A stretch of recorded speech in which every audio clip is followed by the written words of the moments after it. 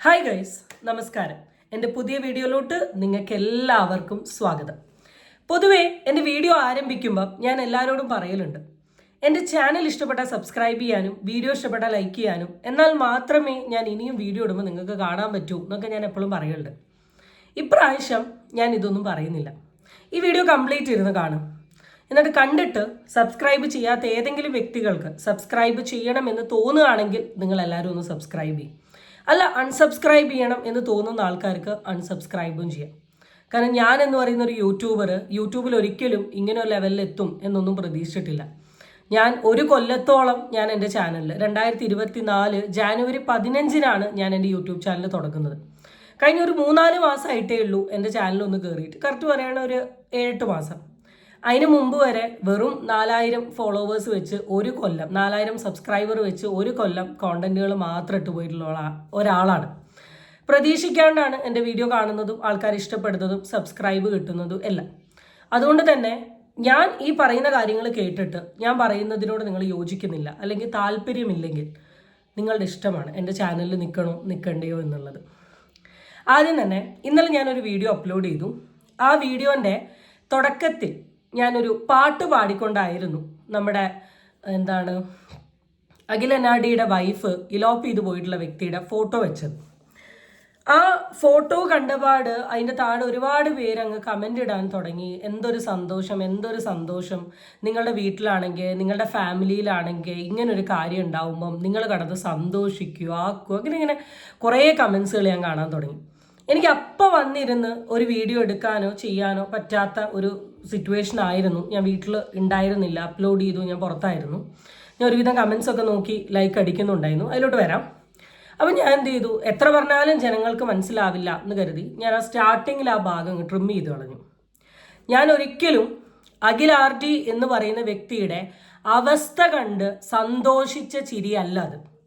ആ ചിരി എന്താണെന്ന് വെച്ച് ചോദിച്ചിട്ടുണ്ടെങ്കിൽ അച്ഛനും അമ്മയും കൂടെ നല്ലൊരു വ്യക്തിനെ കണ്ടുപിടിച്ച് വിവാഹം കഴിപ്പിച്ചു വിട്ടു. ആൻഡ് ആ വിവാഹം നല്ല രീതിയിൽ സന്തോഷത്തോടു കൂടി പോകുന്ന ആ സമയത്ത് ആ ഭർത്താവിനെ മറന്നുകൊണ്ടിട്ട് വേറൊരു പുരുഷൻ്റെ കൂടെ പോയി. ആ പുരുഷനെ കുറിച്ചിട്ട് ഇന്ന് സോഷ്യൽ മീഡിയയിൽ കേൾക്കുന്നത്, അവനെ വിളിക്കുന്ന പേര് പൂവാലൻ എന്നാണ്, അവന് നല്ലൊരു സാമ്പത്തിക സ്ഥിതിയിലുള്ള ഒരു വ്യക്തിയല്ല, അവൻ്റെ സ്വഭാവം വളരെ മോശമാണ്, പെൺവിഷയങ്ങൾ പോലെയുള്ള വിഷയങ്ങളൊക്കെ ഉണ്ട് എന്ന് പറഞ്ഞു. ആ വ്യക്തിയുടെ ഫോട്ടോയും കൂടെ കിട്ടിയ സമയത്ത് ഞാൻ പറഞ്ഞു, ഇയാളുടെ കൂടെയാണ് ഒളിച്ചോടിപ്പോയത്. അത് സർക്കാസ്റ്റിക്കലി പറയാനുള്ളതിൻ്റെ ഒരു റീസൺ, അന്യപുരുഷൻ്റെ ഭാര്യയെ ലൈനടിച്ച് പ്രണയിച്ച് ഒളിച്ചോടി കൊണ്ടുപോകാൻ കാണിച്ച ആ വ്യക്തിനെ നോക്കി കൈകൂപ്പാൻ എനിക്ക് തോന്നിയില്ല. കളിയാക്കാൻ തന്നെയാണ് എനിക്ക് തോന്നിയത്. ഞാൻ ആ വ്യക്തിനെയും ആ വൈഫിനെയും കളിയാക്കി പറഞ്ഞതിനെ പല വ്യക്തികളും അഖിൽ NRDനെ കളിയാക്കി പറഞ്ഞു എന്നാണ് പറഞ്ഞത്. അങ്ങനെ ഒരു സാധനം ഞാൻ അവിടെ ഉദ്ദേശിച്ചിട്ടില്ല.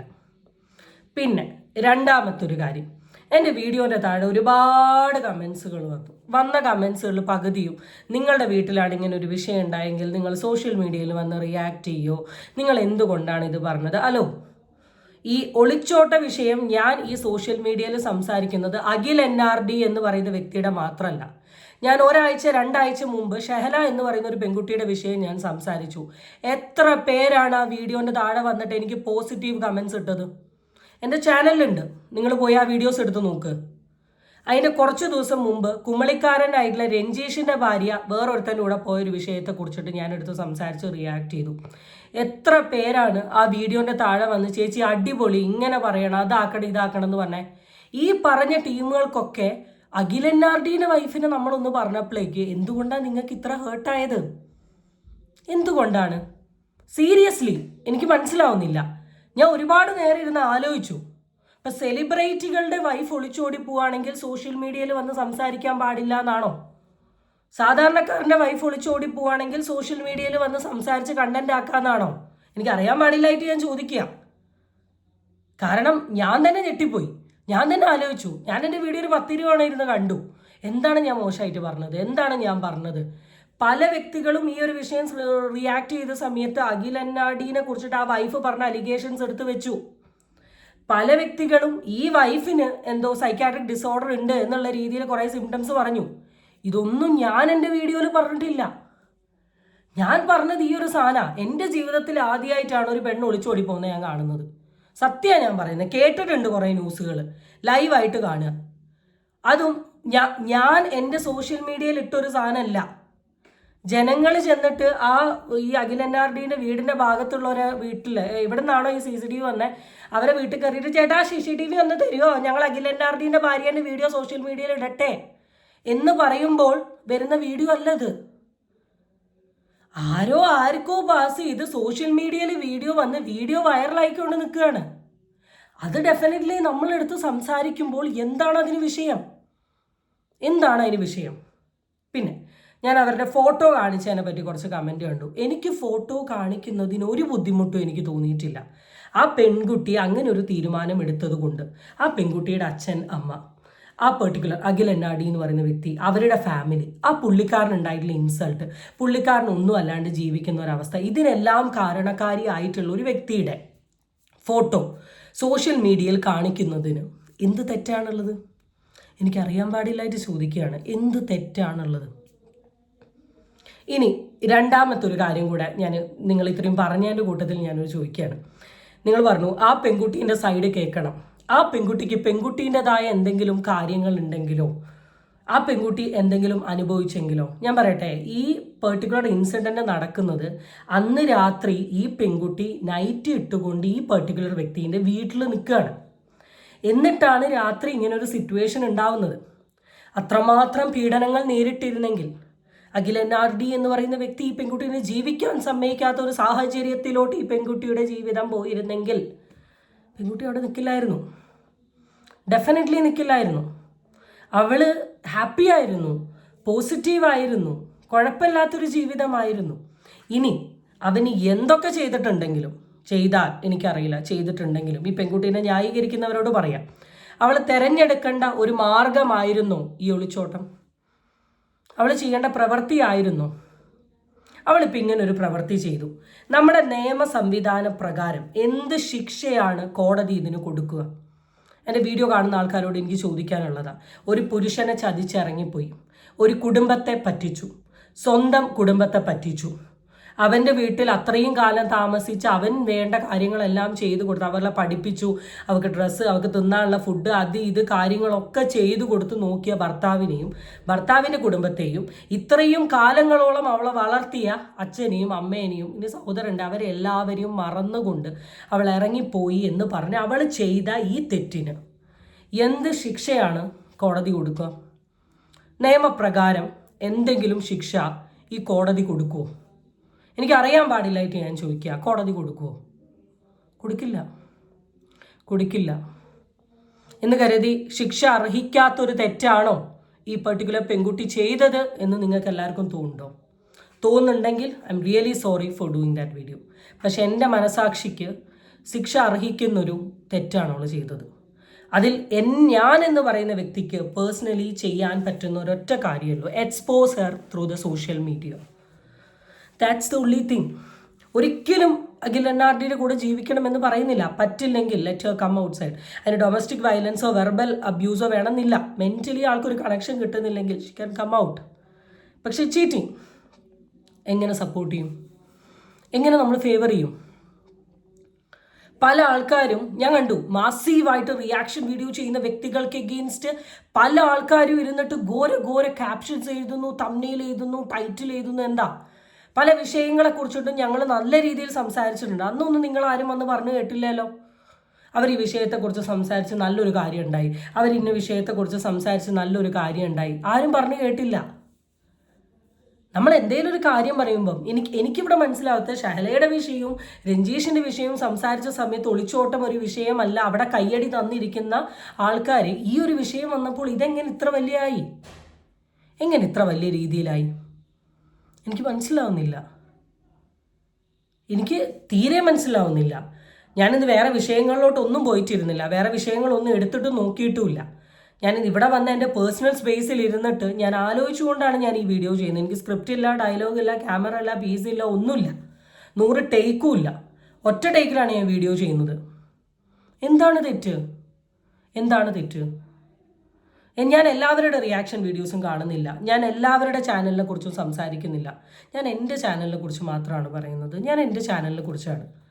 പല ഇൻഫ്ലുവൻസേഴ്സും ഇന്ന് യൂട്യൂബേഴ്സ് എഗെയിൻസ്റ്റ് സംസാരിച്ച പല വ്യക്തികളുണ്ട്. അവർക്ക് അവരുടെ കോണ്ടന്റുമായി ബന്ധപ്പെട്ട് സോഷ്യൽ മീഡിയയിൽ പല ഇഷ്യൂസ് വന്ന സമയത്തും അവർക്ക് വേണ്ടി ഇരുന്ന് സംസാരിച്ച ആൾക്കാർ തന്നെയാണ് നമ്മളൊക്കെ.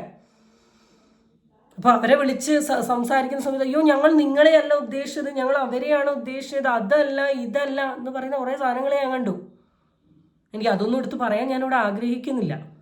ഇനിയും എന്തെങ്കിലുമൊക്കെ ഒരു വിഷയം വരും, എന്തെങ്കിലുമൊക്കെ കാര്യങ്ങൾ വരും. എനിക്ക് പറയാൻ പറ്റും, ഏതെങ്കിലും ഒരു വിഷയം സോഷ്യൽ മീഡിയയിൽ കത്തിക്കയറണമെങ്കിൽ ഡെഫിനറ്റ്ലി റിയാക്ഷൻ വീഡിയോ ചെയ്യുന്ന ആൾക്കാരെ എടുത്ത് സംസാരിക്കുക തന്നെ ചെയ്യണം. എന്നാലേ അതിനൊരു സ്പേസ് ഉണ്ടാവും, എന്നാലേ അതിനൊരു ഇതുണ്ടാവും. ഇതൊരു അറിവാണ്. എല്ലാവരും ഈ വിഷയത്തെ പറ്റി പറഞ്ഞു, മറ്റൊരാളുടെ ജീവിതത്തിൽ ഉണ്ടായിരുന്ന പേഴ്സണൽ കാര്യങ്ങൾ എടുത്തു പറഞ്ഞു.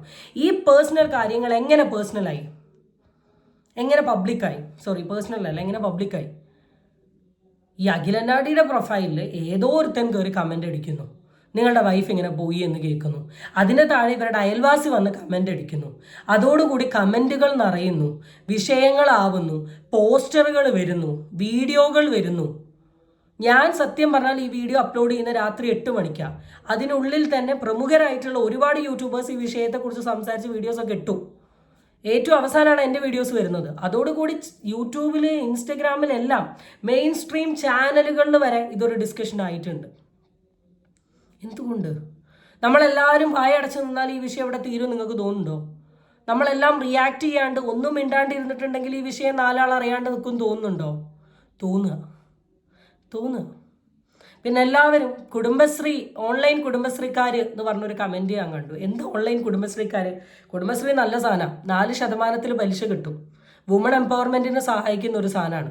ഒരുപാട് പ്രോഗ്രാമുകൾ, പ്രൊജക്റ്റുകൾ, ഇങ്ങനെ പല സാധനങ്ങളും കുടുംബശ്രീ വഴി ഓരോരുത്തർക്കും കിട്ടുന്നുണ്ട്. അയൽക്കൂട്ടം വഴി ADS, CDS ഒക്കെ പല പ്രൊജക്റ്റുകളും, വീട്ടിൽ വളർത്താനുള്ള സാധനങ്ങൾ, ഈവൻ നമ്മുടെ വീട്ടിൽ കുമ്മായപ്പൊടി വരെ കുടുംബശ്രീയിൽ ഭാഗമാവുന്ന ആൾക്കാർക്ക് കിട്ടുന്നുണ്ട്. പക്ഷെ ആർക്കും അതിനെപ്പറ്റി ഒന്നും സംസാരിക്കാനില്ല. സംസാരിക്കാനുള്ളത് കുടുംബശ്രീയിലെ ചേച്ചിമാർ അവിടെ ഇരുന്നിട്ട് സംസാരിക്കുന്ന കുറച്ച് പരദൂഷണങ്ങളെ പറ്റി മാത്രമാണ്. എൻ്റെ വീഡിയോയുടെ താഴെ പോസിറ്റീവ്സും നെഗറ്റീവ്സും കമൻറ്റ് വരലുണ്ട്. ഞാൻ പോസിറ്റീവ് കമൻസിനെയും നെഗറ്റീവ് കമൻസിനെയും ഒരുപോലെ ഉൾക്കൊള്ളുന്ന ഒരാളാണ്. ഞാൻ ഉദ്ദേശിക്കാത്ത, ഞാൻ വീഡിയോയിൽ കൺവേ ചെയ്യാത്ത, എൻ്റെ മനസാക്ഷിയോട് ഞാൻ യോജിക്കാത്ത തരത്തിലുള്ള കമൻറ്റ് ആരിട്ടിട്ടുണ്ടെങ്കിലും എനിക്ക് അതിന് പ്രത്യേകിച്ച് ഒരു റിപ്ലൈയും ഇല്ല. അത്രയേ ഉള്ളൂ, എനിക്കൊരു റിപ്ലൈയും ഇല്ല. ഞാൻ പറഞ്ഞ വിഷയം, ഇപ്പം ഞാൻ പറഞ്ഞ ഈ ഒരു സ്റ്റേറ്റ്മെൻറ്റ് തെറ്റാണ് എന്ന് പറഞ്ഞാൽ ഞാൻ അംഗീകരിക്കും. ഞാൻ പറഞ്ഞ ഈ വിഷയവുമായിട്ട് ചേച്ചി ഞങ്ങൾ യോജിക്കുന്നുണ്ട് എന്ന് പറഞ്ഞാലും ഞാൻ അംഗീകരിക്കും. ഞാൻ അരിയെ പറ്റി സംസാരിക്കുമ്പം ബിരിയാണീനെ പറ്റി വീഡിയോൻ്റെ താഴെ വന്ന് കമൻ്റ് ഇട്ടിട്ടുണ്ടെങ്കിൽ ഞാൻ അതിന് എന്ത് റിപ്ലൈ ആണ് തരേണ്ടത്, എന്ത് റെസ്പോൺസ് ആണ് തരേണ്ടത്? I don't even care, I don't even bother. നമ്മൾ വീഡിയോ ചെയ്യുന്ന വ്യക്തികൾ, ഞാൻ എൻ്റെ വീഡിയോനെ പറ്റിയാണ് പറഞ്ഞത്, വീഡിയോ ചെയ്യുന്ന വ്യക്തികളുടെ തംബ്നെയിൽ, ടൈറ്റിൽ, നമ്മൾ സംസാരിക്കുന്ന കാര്യങ്ങൾ നിങ്ങളെടുത്ത് നോക്കുക. ഞങ്ങൾ ഈ പറയുന്ന ഇൻട്രസ്റ്റ് ഈ കമൻ്റ് ഇടുന്ന വേർഡ്സുകൾ നോക്കിയാൽ പല പോസ്റ്റേഴ്സുകൾ ഇന്ന് വന്നിട്ടുണ്ട്. ഞാൻ ഇവിടെ വെച്ച് കാണിക്കുന്നില്ല, അതിനൊന്നും ഒരു വിഷയമല്ല. എന്നാൽ ഇപ്പോൾ ഇവിടെ നാളെ ഇന്ന് ഈ ദിവസം തന്നെ വലിയ അലിഗേഷൻ രീതിയിലുള്ള ഒരു മാസീവ് സോഷ്യൽ ന്യൂസ് ഉണ്ടാവട്ടെ, നമ്മളെല്ലാവരും എടുത്ത് സംസാരിക്കും ആ വിഷയത്തെ പറ്റിയിട്ട്. അതൊരു കുട്ടിക്കാണെങ്കിൽ ആർക്കാണെങ്കിലും എല്ലാവരും എടുത്ത് സംസാരിക്കും. ഈ സംസാരത്തിൻ്റെ ഭാഗമായി എന്തെങ്കിലും ഒരു മാറ്റം വന്നാൽ, എന്തെങ്കിലും ഒരു ചേഞ്ച് വന്നാൽ നിങ്ങൾ ആരെങ്കിലും നമ്മളെ സമ്മതിക്കുമോ, കൈയടിക്കുമോ? ഇല്ല. ഞാൻ ഒരിക്കലും നിങ്ങളുടെ കമൻറ്റ് എനിക്ക് ഭയങ്കര ഹേർട്ടായതുകൊണ്ട് ഞാൻ പറയുകയല്ല. ഞാൻ നിങ്ങൾ ഒരുപാട് റെസ്പെക്റ്റ് ചെയ്യുന്നു, ഞാൻ നിങ്ങൾ ഒരുപാട് വാല്യൂ ചെയ്യുന്നു, നിങ്ങളുടെ ഒപ്പീനിയനെ ഞാൻ ഒരുപാട് ബഹുമാനിക്കുന്നു. അപ്പം നിങ്ങൾക്ക് ഞാൻ എന്താണ് ഉദ്ദേശിച്ചത്, ഞാൻ എന്താണ് കൺവേ ചെയ്തത് എന്നുള്ളതാണ്. ഒരു വ്യക്തിയുടെ കുടുംബം തകർക്കാൻ ശ്രമിക്കുകയാണ്, ഇനി എങ്ങോട്ടാണ് തകർക്കേണ്ടത്? തകർന്ന് അങ്ങേ അവസ്ഥയിൽ എത്തിക്കഴിഞ്ഞു, ഇനി തകർക്കാനൊന്നുമില്ല. ഫസ്റ്റ് മനസ്സിലാക്കേണ്ട ഒരു കാര്യമാണ്. അദ്ദേഹത്തിൻ്റെ വിഷമത്തിൽ നിന്ന് നിങ്ങൾ അദ്ദേഹത്തിനെ കരകയറ്റാൻ അല്ല, അദ്ദേഹത്തിൻ്റെ വിഷമത്തെ നിങ്ങൾ കുത്തി നോവിക്കുകയാണ്. ആരാണ്, എവിടെയാണ് കുത്തി നോവിക്കുന്നത്? അദ്ദേഹം ഇന്ന് ഇൻസ്റ്റഗ്രാം തുറന്നുകൊണ്ട്, അദ്ദേഹം സോഷ്യൽ മീഡിയയിലുള്ള ഒരു വ്യക്തിയാണ്. അദ്ദേഹത്തിന് വളരെ ക്ലിയർ ആയിട്ട് അറിയാം what is the social media is all about. 1-2 ദിവസമേ ഉള്ളൂ, അത് കഴിഞ്ഞാൽ ഇതങ്ങ് തീരും എന്നുള്ളത്. അല്ലാണ്ട് ഇതൊരിക്കലും ഒരാൾ ഇൻസൾട്ട് ചെയ്യാനോ ഹേർട്ട് ചെയ്യാനോ വേണ്ടിയിട്ടല്ല. അങ്ങനെയാണ് നമ്മൾ ചെയ്ത എല്ലാ വിഷയങ്ങളും അങ്ങനെയല്ലേ, എല്ലാ ടോപ്പിക്കും അങ്ങനെയല്ലേ, എല്ലാത്തിലും അങ്ങനത്തെ ഒരു മീനിങ് അല്ലേ ഉണ്ടാവേണ്ടത്? തിങ്ക്, ആലോചിക്ക്. അങ്ങനത്തെ ഒരു പേഴ്സ്പെക്റ്റീവേ ഇവിടെ ഞാൻ എന്ന് പറയുന്ന വ്യക്തി പേഴ്സണലി ഉദ്ദേശിച്ചിട്ടില്ല. ഞാൻ ഒറ്റ വീഡിയോയാണ് ഇട്ടത്. ഈ വിഷയത്തിൻ്റെ രാവിലെ തന്നെ എനിക്ക് അതിൻ്റെ ക്ലിപ്പ് കിട്ടി. എന്നോട് വീഡിയോ ചെയ്യാൻ എനിക്ക് അറിയുന്ന കുറച്ച് ആൾക്കാർ പറഞ്ഞു. രണ്ടാമത് CCTV വന്ന ആ സെക്കൻഡ് തന്നെ എനിക്ക് CCTV എൻ്റെ ഫോണിൽ കിട്ടി, എന്നോടത് ചെയ്യാൻ പറഞ്ഞു. മൂന്നാമത് ഈ പർട്ടിക്കുലർ വ്യക്തിയുടെ ഫോട്ടോ കിട്ടി ചെയ്യാൻ പറഞ്ഞു. എനിക്ക് വേണമെങ്കിൽ 3 കോണ്ടന്റ് ആക്കി സോഷ്യൽ മീഡിയയിൽ ഇടായിരുന്നു, ഒരു കുഴപ്പമുണ്ടായിരുന്നില്ല. ഞാൻ എല്ലാം കൂടെ വെച്ച ഒരൊറ്റ കോണ്ടന്റാണ് ഇട്ടത്. ആ ഒറ്റ കോണ്ടന്റ് ഞാൻ അപ്ലോഡ് ചെയ്തു, വിഷയം കഴിഞ്ഞു. ആ കോണ്ടന്റ് കണ്ടിട്ടുള്ള ആൾക്കാർക്ക് അറിയാം, തുടക്കത്തിൽ PC ഞാൻ വീട്ടിൽ വന്നിട്ടാണ് ഞാൻ എടുക്കുന്നത്. കാരണം എനിക്കിതൊരിക്കലും അക്സെപ്റ്റ് ചെയ്യാൻ പറ്റുന്നൊരു കാര്യമല്ല. എനിക്ക് ആ വ്യക്തി എത്രത്തോളം വിഷമിച്ചു, ആ വ്യക്തിനെ എന്തുകൊണ്ട് ചതിച്ചിട്ട് അവളെടുത്ത ഡിസിഷൻ്റെ അവസ്ഥ എന്താണ്, ഇനി അവളുടെ ലൈഫ് എങ്ങോട്ടാണ് പോകുന്നത്, എന്തിനു വേണ്ടിയിട്ട് ഇങ്ങനെ ചെയ്തു, അതുകൊണ്ട് എന്ത് കിട്ടി, ഇങ്ങനെ ചെയ്തുകൊണ്ടിരിക്കുന്ന ചെയ്യാൻ പോകുന്ന ഒരുപാട് ആൾക്കാർ ഈ മുമ്പിലുണ്ട്. അവരുടെ തലയിലെങ്കിലും കയറട്ടെ എന്ന് കരുതിയാണ് പലതും സംസാരിക്കുന്നത്. പക്ഷെ കംപ്ലീറ്റ്ലി നിങ്ങൾ നെഗറ്റീവ് സെൻസിലാണ് എടുത്തത്. To all my subscribers, to all my supporters, Amiya unfiltered എന്ന് പറയുന്നത് ഐ ഡിഡ്ന്റ് മീൻ ദാറ്റ്. ഞാൻ മീൻ ചെയ്ത് ഇത് മാത്രമാണ്. ഞാൻ എന്താ ഇത്രയും നേരം പറഞ്ഞേ എന്ന് എനിക്കറിയില്ല, പക്ഷെ ഐ ബിലീവ് എനിക്ക് പറയേണ്ട കാര്യങ്ങളൊക്കെ പറഞ്ഞിട്ടുണ്ടെന്ന്. So that's it guys. അടുത്ത വീഡിയോ ആയിട്ട് നമുക്ക് വീണ്ടും കാണാം. Till then it's bye from Amiya unfiltered. അത്രയേ പറയാനുള്ളൂ. സോ നിങ്ങൾ എന്നെ ആലോചിക്കൂ, and I am waiting for all your beautiful comment.